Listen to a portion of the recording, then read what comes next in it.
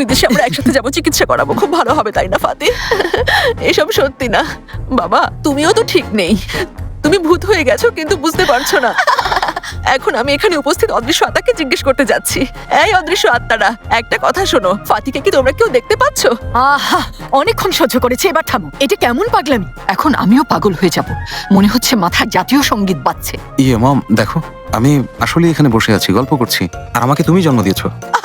অবশ্যই আমি তোমাকে জন্ম দিয়েছি, কিন্তু তুমি একটা ভূত, এখন স্বপ্ন দেখছো।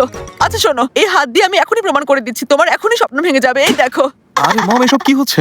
দেখলে আমার এক থাপ্পড়ে কিভাবে তোমার মাথা থেকে ভূত পালিয়ে গেল। এখন দেখো আমি সবাইকে কিভাবে ঠিক করে ফেলি।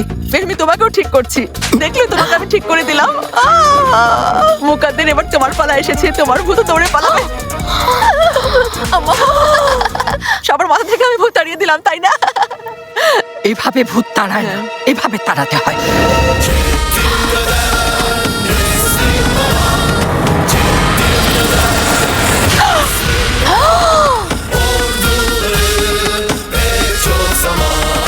অসভ্য।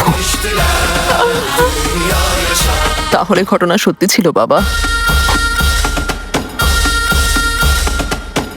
এখন কি করব?